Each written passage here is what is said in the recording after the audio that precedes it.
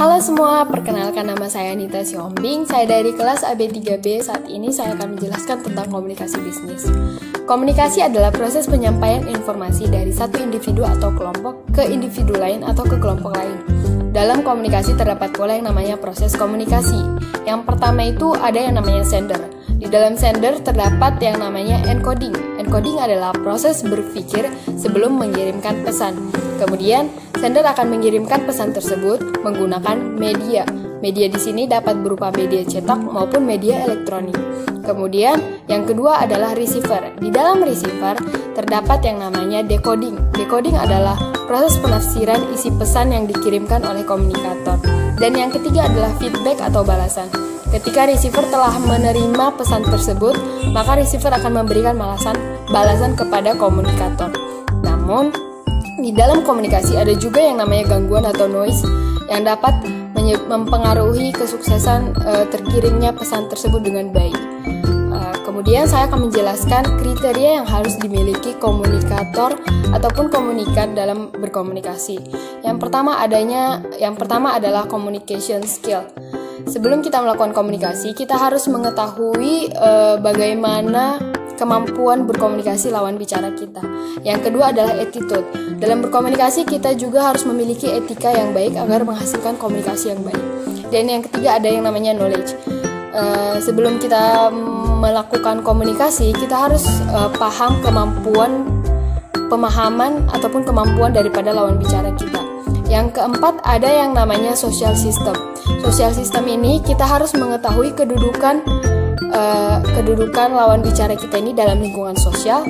Dan yang terakhir adalah kultur. Sebelum melakukan komunikasi, kita itu harus mengetahui latar belakang budaya yang dianut oleh lawan bicara kita agar tidak terjadi kesalahpahaman. Kemudian saya akan menjelaskan tentang komunikasi verbal dan komunikasi nonverbal. Komunikasi verbal adalah komunikasi yang dilakukan baik secara lisan maupun tulisan dengan menggunakan kata-kata ataupun ungkapan, misalnya seperti wawancara, mempromosikan barang, atau lain sebagainya. Kemudian komunikasi nonverbal. Komunikasi nonverbal adalah komunikasi yang tidak dilakukan dengan kata-kata ataupun ungkapan baik secara lisan maupun tulisan. Namun komunikasi ini dilakukan dengan bahasa isyarat seperti mimik wajah ataupun simbol-simbol. Misalnya itu mengacungkan jempol,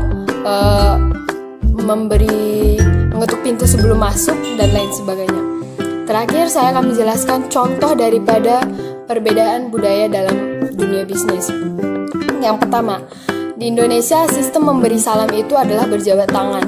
Namun berbeda dengan budaya negara luar seperti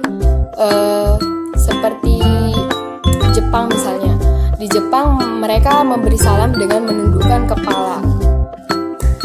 Dan contoh yang kedua adalah contoh pakaian atau busana. Mungkin di dunia perkantoran busana berpakaiannya seperti memakai kemeja, dasi, celana keper, dan lain sebagainya. Namun berbeda dengan budaya pakaian yang ada di orang yang bekerja di stasiun televisi ataupun stasiun radio. Mungkin mereka akan menggunakan kemeja baik dengan celana jeans maupun sepatu sport. Demikian penjelasan dari saya. Terima kasih.